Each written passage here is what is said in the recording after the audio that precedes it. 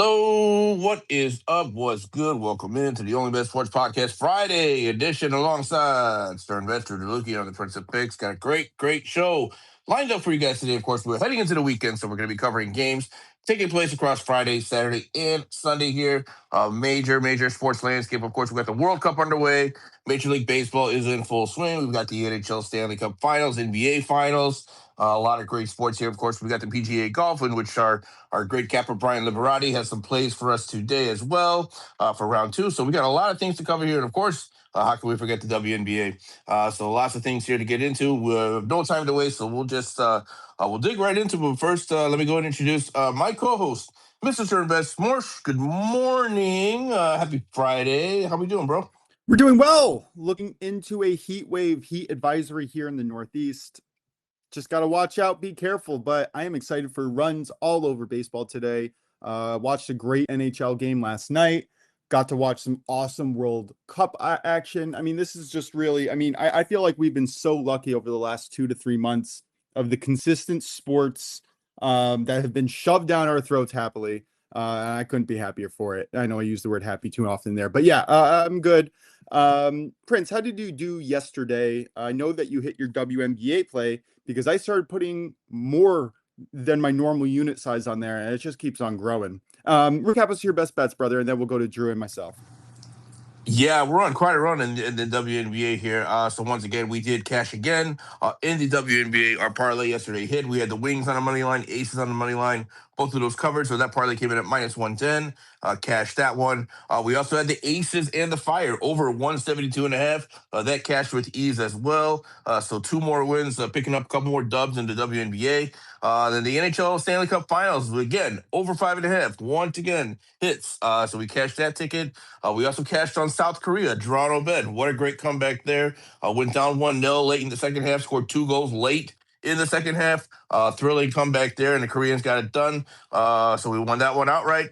And then, of course, the one we missed was South Africa +1. I think red cards ended up being the difference in that game. Anytime you get red cards, it's always going to throw things out of whack. So kind of influenced the game there. I thought South Africa had a chance to keep it within one, but unfortunately, after the red cards, that was pretty much not going to happen. But we went 4-1 for the show plays overall, so I'll take it for sure. Well done, sir. Well done indeed. Drew, how did you do yesterday? Welcome into the show. How you doing, bud?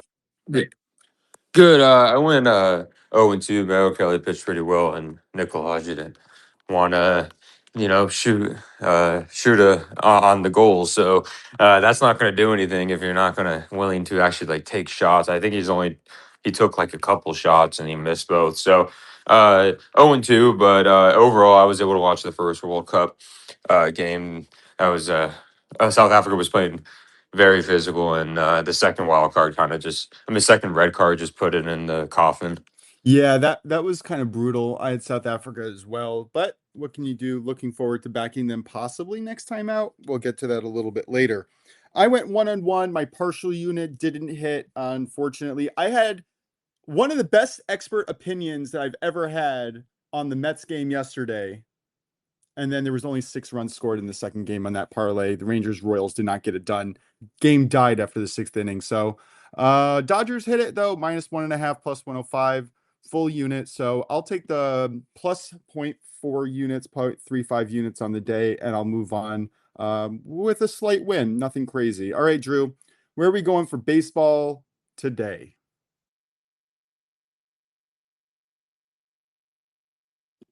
Hey, Drew, you there? All right, let me get started. Hopefully, Drew will be able to rejoin us shortly. I have another over today. This time, I'm only going to focus on one game. And by the way, if you guys can listen to me, just give me a thumbs up because I'm concerned that I just got cut out of this live feed. But I'm going to take the Tigers Guardians first 5 over 4.5, minus 114 over on FanDuel, full unit. Nice evening baseball for nice evening for baseball. 80-degree weather, wind blowing right to 8 miles per hour on Progressive Field. Jack Flaherty is getting the start for the Tigers, visiting the Guardians. And while he has had a rough stretch as of late, he has pitched a little bit better in the last few games, but he's still given up 3+ runs in 7 of his last 9 games. Underlying metrics aren't great. He has a 9% barrel rate to a 48.3% hard hit rate. Now, he does have a solid strikeout percentage at 26.5%, but Guardians rank top 5 in not striking out, which could further exasperate his already high walk rate of 11.3. On the other side, Tanner Beebe is getting the start for the Guardians, and I think he's due for severe negative regression early in this game. He just went 8 shutout innings, giving up only 3 hits against the Rangers. His underlying metrics are also not so great, 9.6% barrel rate to a 45.5% hard hit rate. Strikeout rate is low, just below 20%. Whiff rate is at 26.5%. So obviously there's something missing between him getting that whiff and not being able to strike people out. So like I said, he just went 8 strong. The last time he went 8 strong, he gave up 7 runs through just 3 innings. Last time he had such an impressive performance going eight full innings. So funny enough, actually, the team that he went 8 innings, 1 run against was Detroit, but that just means that they will be ready for him, facing him less than 2 weeks later. Tigers are really in a really solid route right now. They're hitting solidly. They're climbing themselves out of last place. They have the slightest of slightest chances to make the playoffs. I'm wondering if this is going to be the inverse of last year, where before the All-Star game, the Tigers were the best team in baseball. After the All-Star game, they were one of the worst teams in baseball. Maybe this year, before the All-Star break, they're the best team in worst team in baseball. And after the All-Star break, they will be the best team in baseball. I am not sure. I was incredibly high in the Tigers, incredibly disappointed in them this year. I think that they're starting to get it together, though. The Guardians are trailing the White Sox of all teams in first place here. I think we can see a couple of runs from each pitcher, and I'm really just betting on one of them to let up a third. Drew, any thoughts on this pick? If you're with us. Oh no, I like it a lot. I think that's a really good read. Yeah, I mean, like Flaherty is going to give up at least 2, maybe 3, and I think Yeah. Beebe's going to give up at least 2, maybe 3. So together, first 5 over 4.5. I thought this was excellent value. Oh yeah, for sure. Flaherty was somebody I was thinking about, but his player outs are at a range where I don't like 14 and a half. 14 and a half is always scary. So yeah. If that tells you anything about what the books are expecting from him today, just putting that out there. All right, where are you going for your play? Yeah, so my play, this is one of the because I know I've been doing quite a bit of unders. I think unders can get more value than overs, and I usually only do overs for like the elite pitchers, like Jacob Mizorowski. Of course, right now he has over 17 and a half, but it's like minus 150, minus 65, which he usually will. He's him and Christopher Sanchez are top 2 in Cy Young voting. The reason why you'll see Shohei at like plus 950 is because his innings pitch aren't quite there because he's in a 6-man rotation and stuff like that. But Mizorowski usually is a walking 6, but it's a little too much juice, I would say, for a 6-inning line, especially for Mizorowski, because you never know when the manager may just be like, oh, I'm going to pull him or something like that, like help this young arm. But I'm going to go with the Red Sox game. I'm going to go with Sonny Gray under 16 and a half against the Rangers at minus 110. This one can be a little risky because Sonny Gray has looked pretty dang like solid his last at least 5 starts. Actually, this over has covered in 4 out of his last 5 starts. But before this, he was struggling a decent amount. I'm pretty sure it's pretty much even. But he has a pretty high, I believe, hard hit rate. He doesn't really strike out much people. When he does, he usually has those spurts. But I think he's facing a Rangers team at Fenway that can get it going offense, and also they love working pitch counts. They're very patient. And something I also look at is Sonny Gray.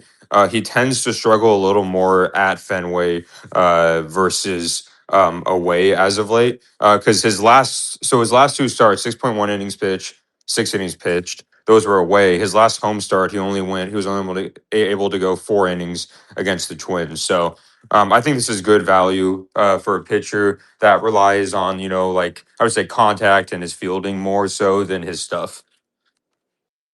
Yeah, I don't know how to feel about Sonny or Gray. I say that because you don't know which version of him you're going to get. Yep, Fenway's a hard part to hit in, and you do have that heat index and humidity rising on a short right field porch. I am didn't have a pick in the game solidly, but I'll roll with your under. I Hey, think I'll there's good say this: value it there.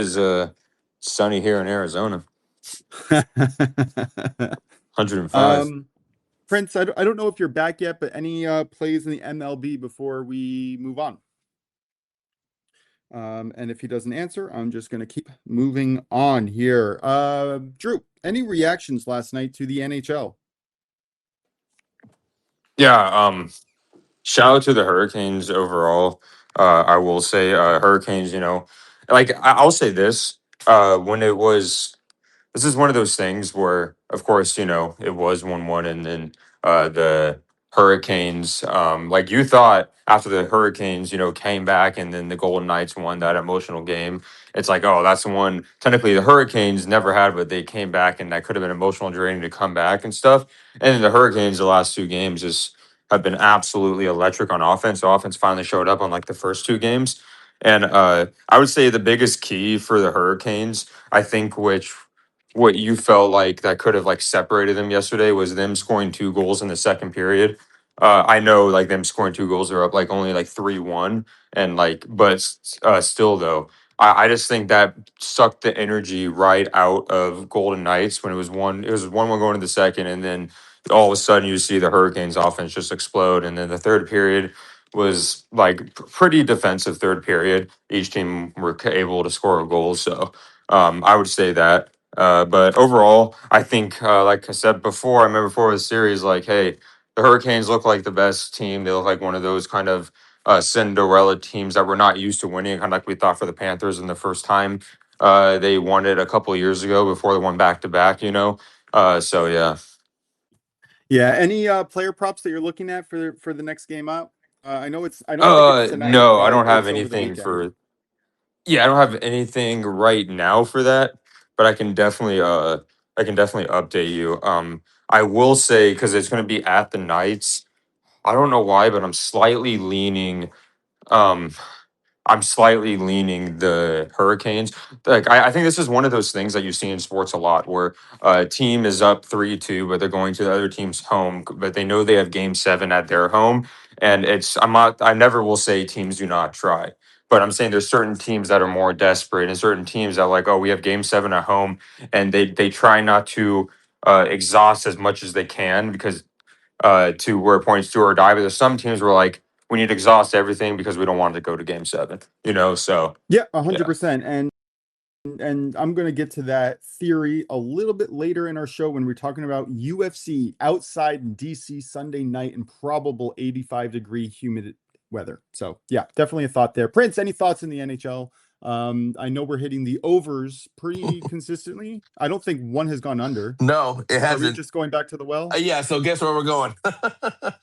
Right back to it. Why not? If it's not broke, don't fix it. Once again, I'm playing over 5.5. We're gonna get that at -130. I'm surprised the books haven't adjusted this line yet. I mean, we're still getting playable prices for something that is hitting every single game. So again, I'm just gonna keep going back to the well. Over 5.5. Knights, Hurricanes, -130.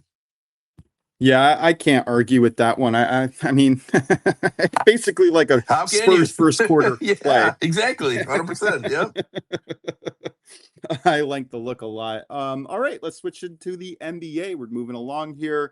My gosh, what can we expect from this game? Oh, man, I know. I after the game 4, I was pretty confident that the Knicks would storm into San Antonio and win it. After 24 hours, 36 hours, 48 hours later, I'm kind of thinking maybe the Spurs might have a response here. So I'm gonna be non-committal on a side. I do think Spurs at home with the backs against the wall. I think they'll probably fix some of the mistakes. I mean, let's not forget they were up 29 points in this game for a reason. So as long as they clean up some of their offensive mistakes, right? Basically their shot selection, their possessions, right? Their lack of turnovers, right? If they cut those things down, which are things you can cut down, those are things that you can definitely work on, then really, I think the Spurs might be in a good spot here. At home, I'm scared to take the Knicks to win on the road. But what I am going to land on here is I'm actually going to play the under in this. So I'm going to play under 216.5. Reason for that being is I think the refs are going to let them play. I don't think the refs are going to want to have an impact on who wins the championship. Of course, with this being a potential trophy-winning game here, I think the refs are going to want to stay out of the way. I don't think they're going to want to have an impact. I think it would be a bad look on the NBA. The NBA fans are already complaining a lot about the referees this entire postseason, so I don't think from a PR standpoint the NBA wants that. So I really think the NBA might talk to the refs before this game, say, hey, you know what? Easy on the whistle. Let's let these players play. We don't need any more of that bad PR on our guys here. So yeah, and plus you got two defensively sound teams as well. So I kind of think with everything on the line in this one, you might see some physical play. And the whistle being kept in the mouth and not being blown. So I'll take the under 216.5 in this one, or what might be a low scoring game. Yeah, I don't mind that at all. We've kind of seen the over under kind of go back and forth in these games. No real thoughts for me other than I am rooting for the Knicks. I really hope they get it done and they don't have to go for the full 7 because I think that would really kill any I momentum think that they start out with. Yeah. Sorry. Yeah, I think the worst thing the Knicks could do is look at this game and say, "Oh, we don't need to win it because we can win it in Game 6." Like, never take Yeah. for granted the Yeah. opportunity that's in front of you, right? Because you never know what can happen. Injuries, momentum, all kinds of crazy things can happen. And when a team is down, you want to kill them, right? You don't want to give that team life. So hopefully, Right. if you're a Knicks fan, the Knicks come out with that killer instinct and want to finish them off and don't give the Spurs any life because the Spurs are too good to give life. We just saw what happened when the Spurs gave the Knicks life. And the same thing can happen back to the Knicks. So if you're the Knicks, you're a Knicks fan, I think that's what you want. Yeah, if they figure out how to get Wemby free and flowing around Karl Anthony Towns, the series is over.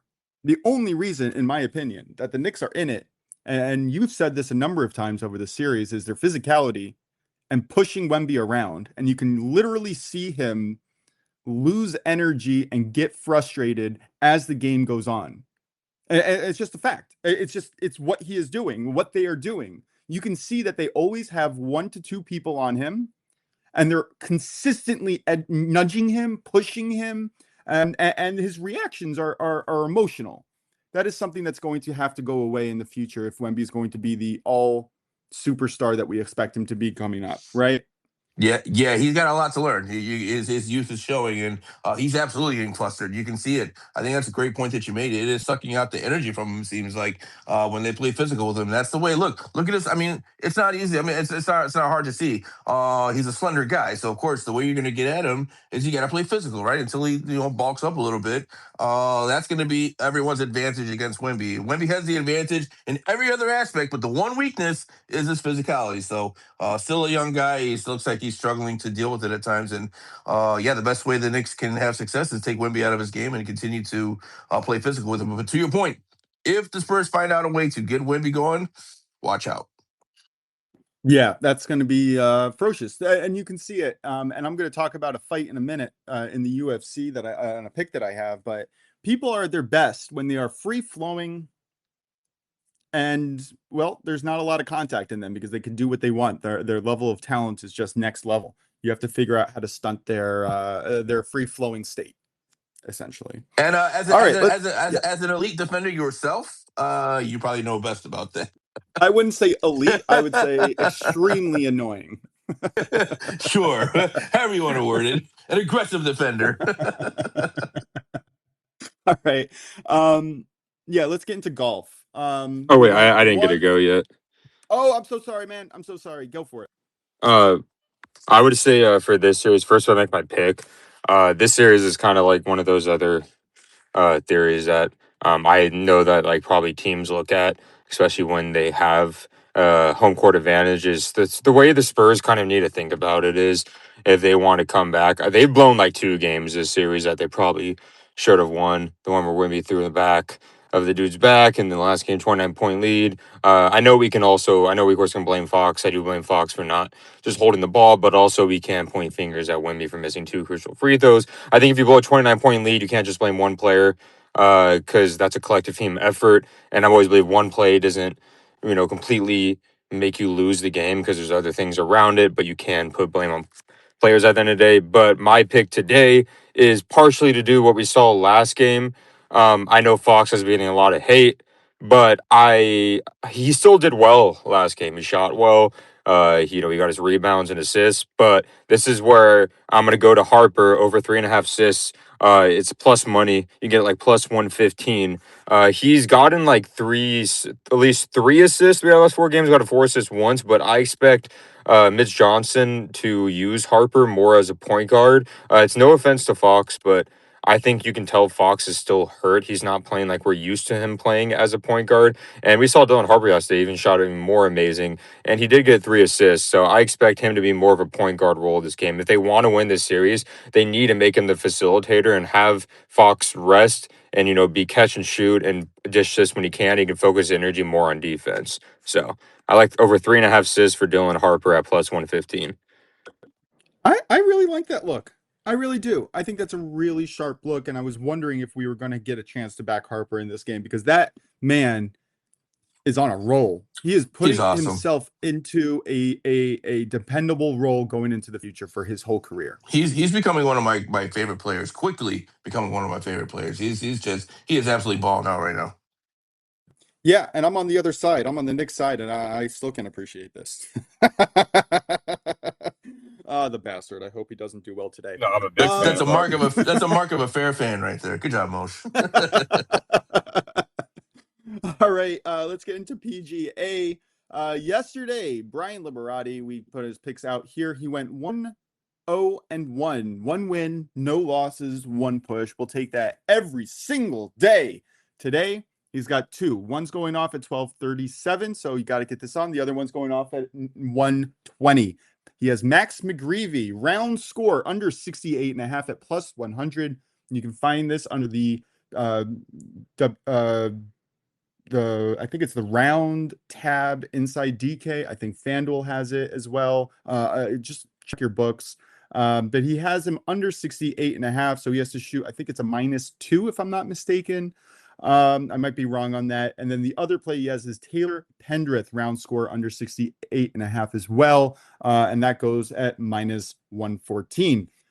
I mean, I'm looking at the plays and I'm tracking them right now. We're doing pretty darn good. The one person who I had concerns about, Sam Burns, ended the day tied for first yesterday after round 1, currently tied for 5th. So we're doing well so far. Looking forward to seeing how the tournament kind of rounds out over the weekend. UFC. Now, we heard from the great Japan under -5 yesterday.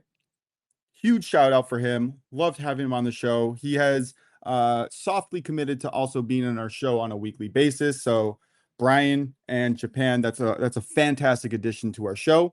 I'm going to go with the main card here. Ilya Topuria versus Justin Gaethje. Now, I don't want to be in the room with either of these people. This is one of the most intense. Anytime you're going to get somebody at the level of Alex Pereira, and he is not the main card, watch out for that main card because that main card is going to be wild.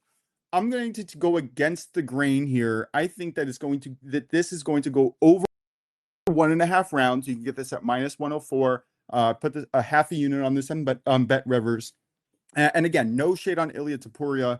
And I like a lot of the fights here. The public is just heavily overvaluing the favorite here in this fight. The odds would seem to suggest that Topuria is going to get a KO, knockout, some kind of early finish within the first or second round. And I don't think that Justin Gaethje will be that easily subdued. This man thrives in chaos, which is Ilya Topuria's primary type of fight of choice, right? I think Gaethje does have a solid path to victory if you want to sprinkle on the money line there at plus 450 or 500 or something. I think the way that he's going to win potentially is knocking out Ilya Topuria's legs. If he does early, definitely bet on Gaethje live. I think that if you can see Topuria's foundations, his base, and his output slowing down, Gaethje is going to definitely have the advantage. If he doesn't, and Gaethje is taken to the mat by Topuria, this could just be a long, grinding slow match that not a lot happens in, and we're just going to see Gaethje kind of thrown around.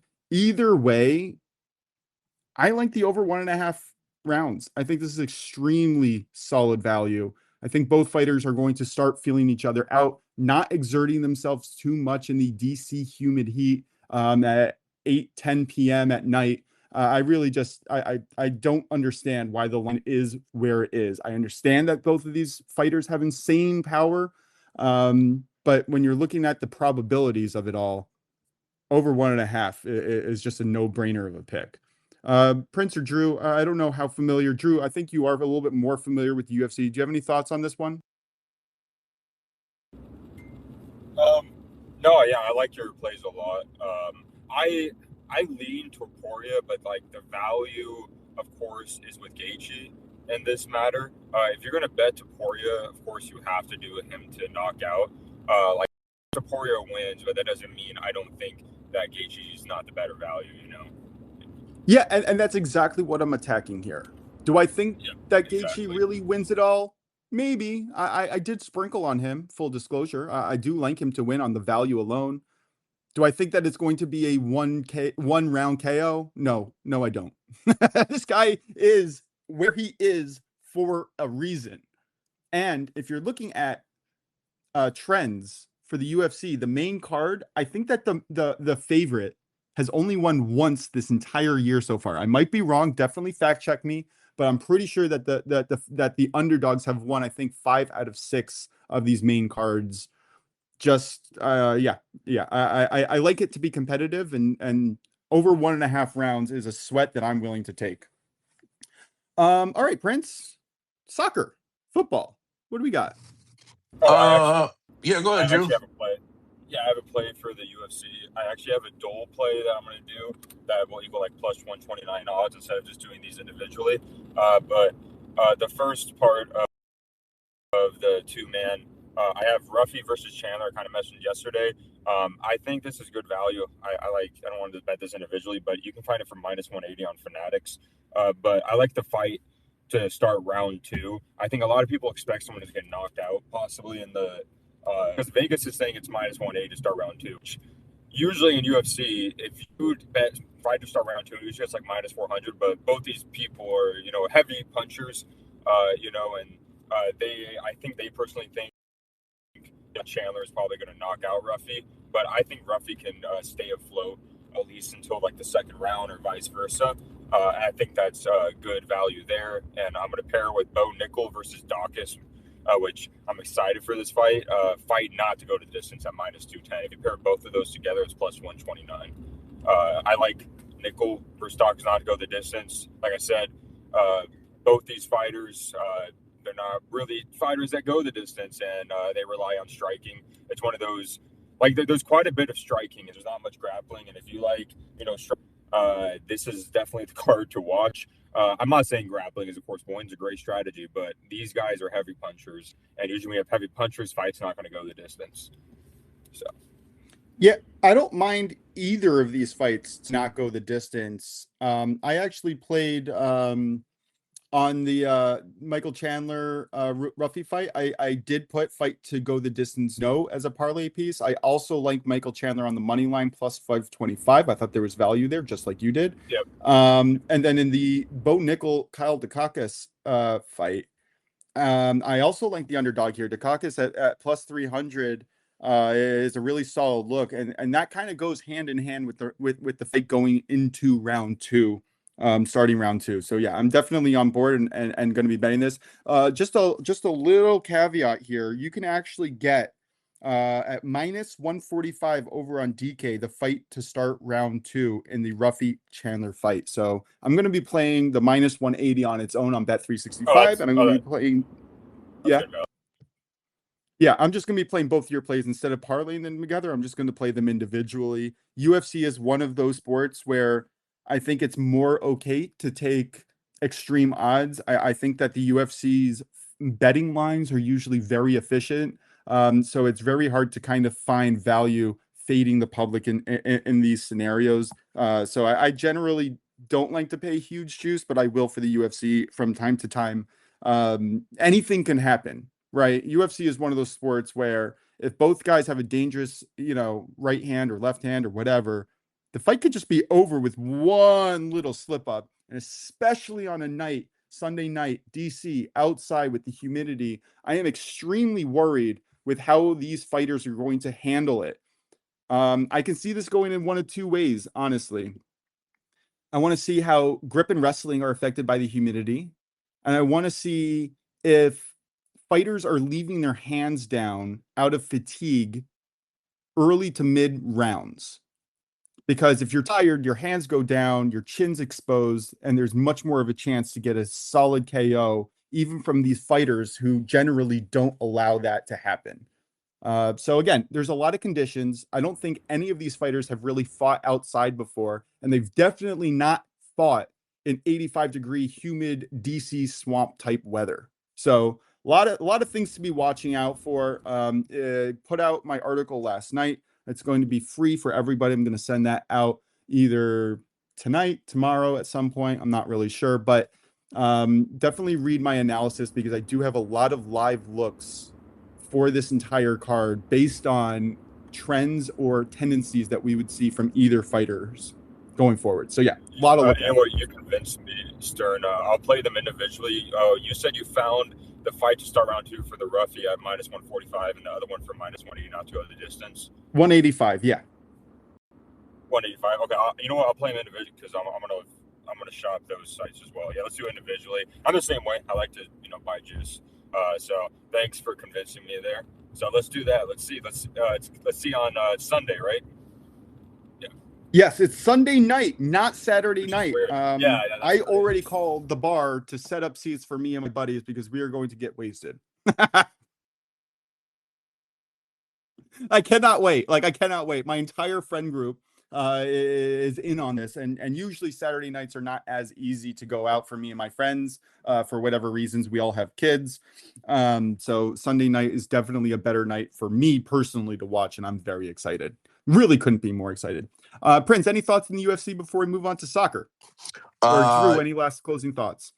No thoughts for me. Of course, I'm still learning about the UFC, so you guys are giving out great information there. But I do have a play in the WNBA that I'd like to get to before we get to soccer.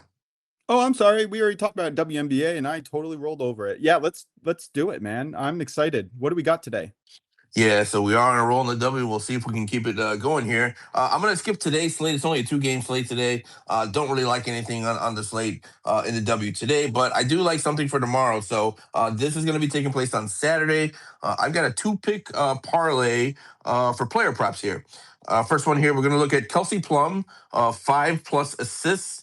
And they're taking on the Phoenix Mercury. Mercury, of course, one of the worst teams in the league. Been in a real rut to start this season. The Sparks 4-1 on the road this season, so they've been a great team on the road. Kelsey Plum has definitely been a huge part of that. 5+ assists, has hit in 7 of her 8 games this season. So it's pretty much an automatic. One game it didn't hit, she had 4 assists.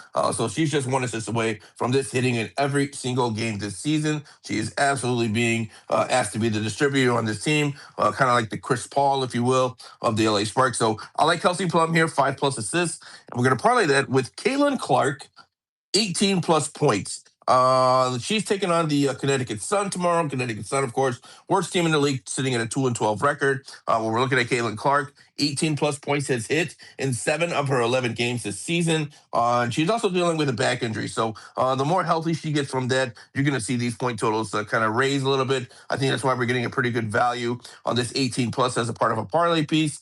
I expect her to absolutely have a great opportunity here to get that against the worst team in the league here in the Sun. So give me Caitlin Clark, 18+ points. Kelsey Plum, 5+ assists. You're going to get that parlay at plus money, +100. Well, I love it, man. I really do. And I don't know how to say it enough times. These WNBA plays are fire. Drew, sorry, go on. Oh, I was saying, I love this play. And so what you're saying, Prince, you're getting W's in the W. That's absolutely right. We're doubling up in the W's. We're Wing the W. Yep. Sorry, Prince. Go ahead. I mean, sorry. Please say that 5 times fast. I like how me and you have the same. I like how me and you have the same sense of humor, Drew. I pick up on what you're laying down, man. I love it. You do it. Yes, likewise. All right, let's get into soccer. Wow, what 2 games yesterday? I think, correct me if I'm wrong, Prince. We have 2 games today, 2 or 3 games tomorrow, and then it's like 3 games pretty consistently throughout the rest of the tournament, right?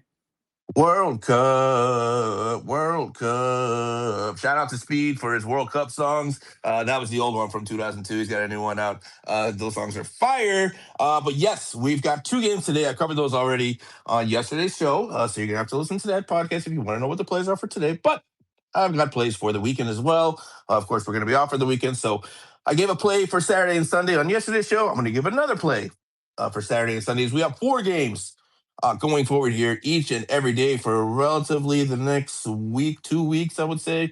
Every day is going to have 4 games. So we're going to start ripping through this tournament here as we get through the weekend. Starting off with the weekend, though, what we're going to look at here is I'm looking at a match taking place on Saturday, 3 p.m. Eastern, the first one of the day.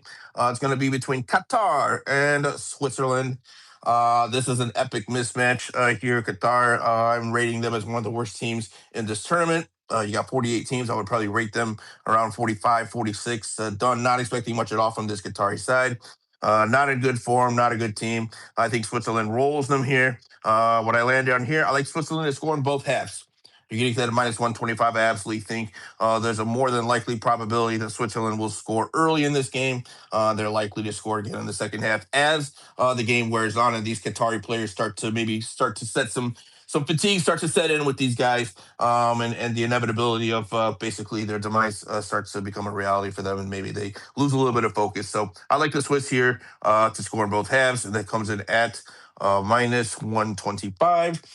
Then looking at Sunday's slate, I also gave out a play yesterday. We'll go ahead and give out another one here. I'm looking at the 4 p.m. Eastern kick. We have the Dutch, Netherlands, going to be taking on Japan. What I landed on here is I like Japan on a double chance. I think we're getting a really great price here, minus 130 for the Japanese to avoid a defeat. Now, the Japanese do come in with a couple key injuries.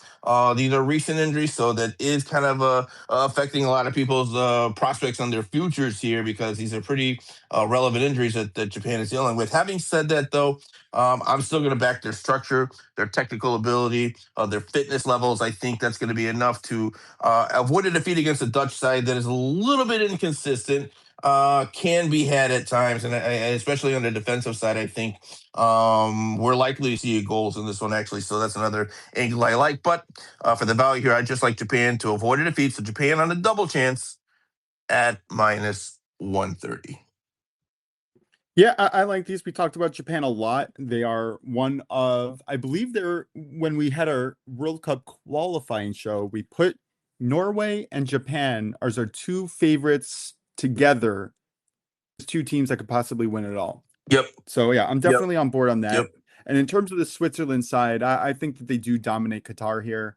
I see a little bit value on the draw, but I think that you're not touching that. You're just looking for goals. No, actually, I'm actually fading Qatar entirely in this tournament. I think if I'd have to check my futures, I have a future on them to either not score a goal or to lose all 3 games. I can't remember which one it is, but I'm projecting Qatar to have a really rough time in this World Cup. So, yeah, I'm completely out on them. And by the way, guys, I'd be remiss if I didn't mention this. We went 2-1 yesterday to start the World Cup. That's including live plays. So we're off to a hot start here. And again, all my World Cup plays can be found on my VIP channel. So if you guys are going to want access to each and every World Cup play, including live plays, futures, player props, real plays delivered to you in real time, delivered directly to your phone, just sign up for my VIP channel. Again, it's just $5, guys, less than the price of a cup of coffee. Ends up being about $1 a week. Try it out for the World Cup. If you don't like it, you guys can cancel afterwards. But I think you'll be happy with the investment. That's going to get you access to each and every single World Cup play, including the knockout stage,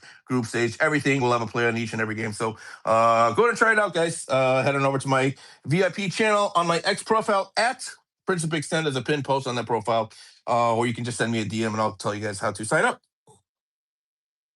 Yeah, I'm definitely looking forward to watching and waking up every single morning with some early morning tickets cashed already for myself, hopefully. Although World Cup doesn't really have middle of the night games because it's actually held in America.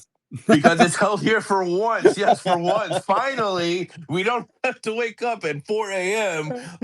For us soccer sickos out there to watch, Tunisia take on, I don't know, Angola. I'm just throwing out two teams out there. But, there's some good games in the World Cup that aren't exactly marquee games. But, us soccer sickos, we watch them all. So and I was one of those when the World Cup was in Qatar. I was setting my alarm 2 a.m., 3 a.m. just to watch, some games that I ended up falling asleep to anyway. But yeah, luckily we don't have to do that. We got normal times for once. Yeah, it reminds me of a few weeks ago when we had the UFC in Australia in Perth. And what was it? Danny Brasco, who was on the early edge, said coffee and early violence. What is it? Violence and coffee. I think that's what he called it. That's funny. Michael, welcome onto the show. How are you doing? Our on the ground correspondent. Michael, how you doing, buddy? Hey guys, how's it going? Oh, we're doing great, man. What's up, Boots? What up, Boots? We're gonna call him Boots. What's up, Boots? No. What's up? Isn't that the cat in Shrek? Oh yeah. Oh yeah, that's right. Yeah, good call. I forgot about that. What do you got for us, Mike? Now I can't get that image on my head now. Yeah, that's funny. Yeah, right. Same here. Thanks, Mosh. What's up, Mike? What do you got for us, dude? Yeah, not a whole lot. Just looking forward to tonight, and then the Scotland match tomorrow evening against Haiti in Boston. Yeah, that's gonna be a fun one. To that. Yeah. Any thoughts on? Yeah, thanks. Sorry. Go ahead, Mosh. I was going to ask him. Yeah, what are your thoughts on that, Michael? As our Scottish fan here, what are you looking at for the Scots here against Haiti? I think what you and Prince and I have talked privately. I think we'll win, but I think Haiti's going to give us a matchup issue with their speed and athleticism. I think we'll win, but I wouldn't be surprised if Haiti scores on us, to be honest. But I think 2-1 would be fantastic. I think that would be a great result, and that would be a springboard into the next two games, and hopefully we can get out of the group. But yeah, one game at a time. So yeah. Hopefully we will win tomorrow. Yeah, I think if you're Scotland, it's a must-win, right? Because if you don't win that one, that's now you're gonna have to pick up points against Brazil and Morocco. Good luck with that. But yeah, we did talk about it. I think Haiti is being a little bit undervalued here. I would watch out. I know. I think from what I've heard from most Scottish media, because I've listened to a little bit of Scottish media, some Scottish fans and stuff, as they're kind of projecting what they're expecting in this game.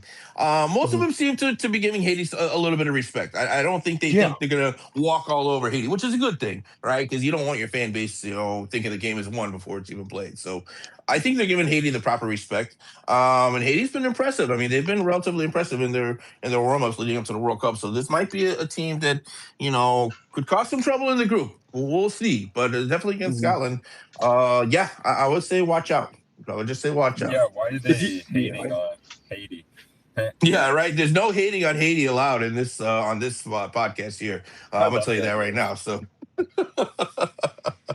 no hate for Haiti. If you guys are interested, I actually have a projected score here of 2-0 Scotland. Okay. Yeah. Okay. Yeah. That I expect it to be a lower scoring game. So I don't want to give up my play officially, but that's gonna be a detail. That's gonna be a detail. But yeah, no, I'm expecting a close game. I'm expecting a low scoring game, and I'll leave it at that. I do also actually see value on the draw here, but I think that's just a price point, not necessarily a probability point. Throwing it out there. All right, Michael, anything else before we get to? I'm not actually sure where we're up to. I think we're up to. Probably up to the question of the day, or the fact of the day, Drew's fact of the day. We're trading.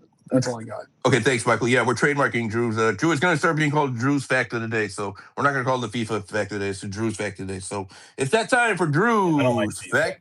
Drew's. That way, in case it's a fact and not related to people, we can still do it. I love these facts. They're really interesting. So Drew's Fact of the Day. Hit us with it. Drum roll. No, but I saw, you know what? I'll continue during the World Cup because they're fun. and I'm a big fact person. I'm looking at random stuff, but I was looking at host countries and who, because like I'll think of something to look it up. The last host country, so there's actually been 6 host countries total that have won the World Cup, right? The last team to do it was 26 years ago. If I did my math correctly, France in 1998. The other teams to do it are Argentina in 78, West Germany, which there's no West Germany now, it's just Germany, 1974, England in 1966, Italy in 1934, and Uruguay in 1930. So the first 2 World Cups did it, and the biggest gap we saw was between Italy and England in 34-66, and now we're facing the second biggest gap for that matter. So it's been 26 years since the last host won the World Cup. So I found that interesting.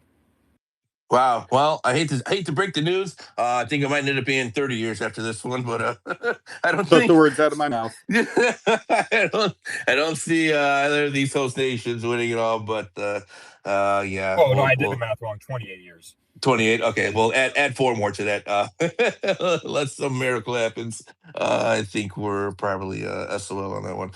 Which, by the way, speaking of this Haiti Scotland game, I just remembered we have a major scheduling conflict that I'm really picked about. I wish we would have freaking got a sweep in the NBA Finals, because now NBA Finals Game 5 is at the same freaking time as Scotland and Haiti. So haven't decided yet how I'm going to approach that. Probably going to put the NBA on the big screen. I think I have to. It's Game 5 of the Finals. You think you have to? I'll put. Yeah, I know. I guess it's not really a decision. Listen, if it was the World Cup final, sure. Yeah. Well, hold on. You're talking to a soccer fanatic, though, so I approach it a little bit differently. If it was a knockout stage game, it'd be more of a conflict for me. But or if it was like Brazil and against a really good team. But no offense to Scotland, but Scotland, Haiti, that can go on the iPad, I guess. So I guess my decision's made. All right. Well, you boys ready for the question of the day? Ready. Yep. Born ready. All right. Now, if you can talk to animals fluently or humans any language fluently, what would you choose? What a wild question. Oh, my God. That's a great question. Drew, you go first, man. Oh, wow. I got to think about that. So something what I was wondering, Stern, is because this is something I've actually thought about for animals. Like, can you understand the animals too? Yeah. It's a two-way street. It's Dr. Dolittle. Okay, yeah. So it's got to be animals, doesn't it? It's got to be animals, doesn't it? Because you can learn foreign languages, but you can't learn animals. But go ahead, Drew. I think it's got to be animals. Well, I thought about it, right? And I thought about, I would love to be able to talk to my dog and animals, but then I thought at the end of the day, if I could talk to my dog, I like to envision she's my husky is cute and cuddly and these other animals, but I can just picture them just saying stuff and I'll just be like, okay, this is creepy, actually. I may not actually like this. So, and I've always wanted to learn other languages. Of course, you can always learn other languages, but there's so many languages out there that I would love to be fluent in every single language, because think about all the job opportunities you may be able to get. You can travel to countries and the people may think you're a tourist, and then you just speak fluently in their language. You can basically go, because there's certain countries, especially in Europe, where they're like, oh yeah, you speak English, you don't speak what I'm speaking, right? And you can honestly, it's so valuable what you can do being speaking to humans. Speaking to animals would be cool, but I think it would just be creepy to me at the end of the day, because I can't picture, me going to Wyoming too. My parents have a place in Wyoming too, and all of a sudden I see a bear and the bear is like, I'm gonna eat you. Oh shoot. Yeah, I guess you're right. I guess it would change the whole dynamics of how we look at animals, our relationship with animals, right? It would be probably more like a personal. It would be more on a personal level. We're looking at them as people. Yeah. Oh yeah. man. So I'm actually in the same boat as Drew here. To be fair, I was in an international / foreign relations unit in the Army, so languages are always fascinating to me. But I don't really need to know how my dog's balls smell, because I feel like that's probably the bulk of what he's going to talk about. I would much rather be able to be dropped off on any corner of the planet and be able to find a job, communicate with the locals, ask the appropriate questions, understand the norms. I've got to say, being able to talk any language fluently, I think that's probably where I would go with that. Prince, what's your answer? Oh, by the way, I'm laughing right now. It's so funny. You're so right too, right? Can you imagine what a dog would talk about? So right, it just. Yeah, it's so true. 100%. Exactly. Oh, yeah. My ball smell.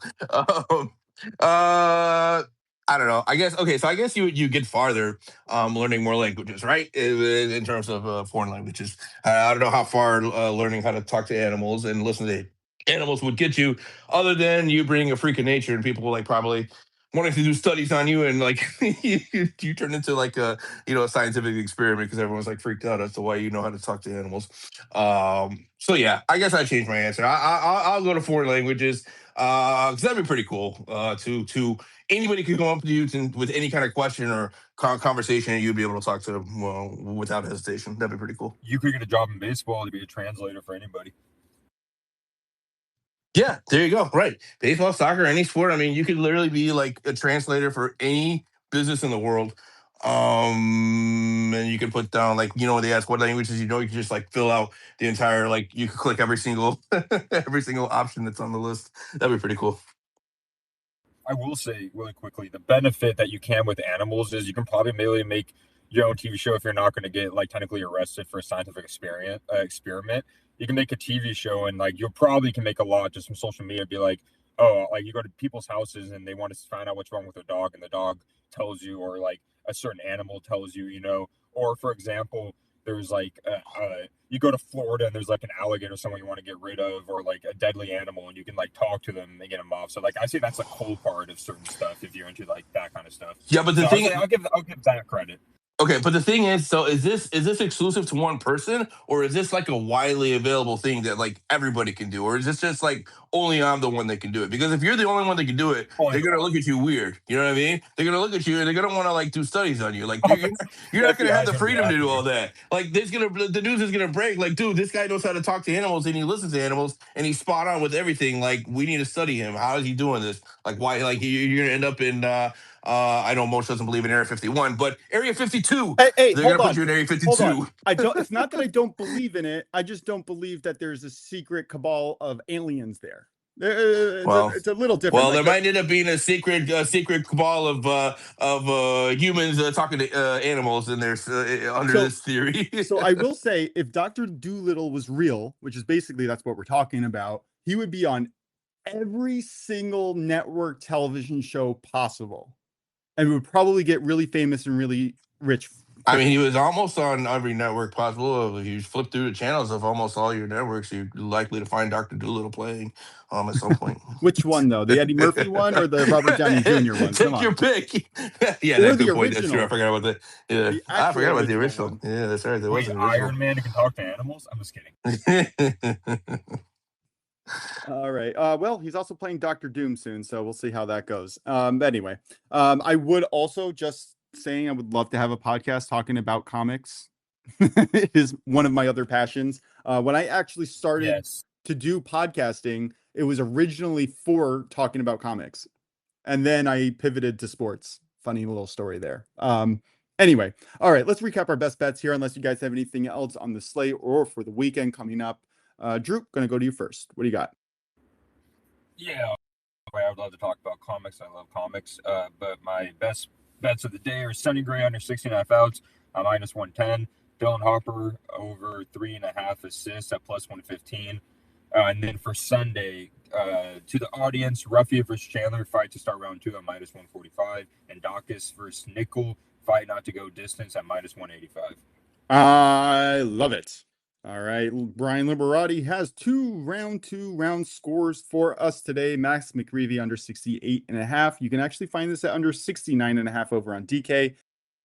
And Taylor Penrith under 68.5 minus 114. You can also find this at under 69.5 today. The scoring has been a little bit subpar today, so I think that the lines are moving live. I think that there's value if you want to get the plus money at the original numbers as well.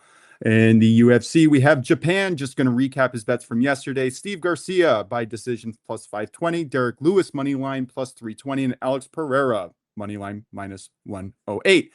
I have the Tigers Guardians first 5 over 4.5 at minus 114, and Ilya Taporia and Justin Gaethje over 1.5 rounds at minus 104. Prince, close us out. Yep. So in the NBA Finals tomorrow, Game 5 between the Spurs and the Knicks, I'm going to take the under 216.5 to get that at minus 108. In the WNBA again tomorrow is going to be on Saturday. We're taking Kelsey Plum 5+ assists with Caitlin Clark 18 plus points at plus 100. In the NHL Stanley Cup Finals, I'm going to take the Hurricanes Knights. Once again, over 5.5 goals comes in at minus 130. In the World Cup, we got Switzerland taking on Qatar tomorrow. This is Saturday, 3 p.m. Eastern. I'm going to take Switzerland to score in both halves at minus 125. And then Sunday, we have another matchup here between the Netherlands and Japan. I'm going to take Japan on a double chance here to avoid a defeat at minus 130. That's going to do it, guys, for us. This has been the Only Bet Sports Podcast Friday edition. For Drew DeLucci, Stern Bets, I'm the Prince of Picks. Have a great weekend. Have a great rest of your afternoon. We'll be back again on Monday live on X at Only Bets Podcast, 11:30 a.m. Eastern. You can catch us Monday through Friday. Catch us live. You guys want to come in with any thoughts, opinions, views, come on. And we'll be happy to take your opinions on air. So come and join us. But in any case, you can also find our replay on Apple Podcasts and Spotify. Appreciate all you guys' support. Let's cash out these tickets. And YouTube. And we will catch you guys on Monday. Again, enjoy your weekend, and we'll talk to you all soon. Thanks.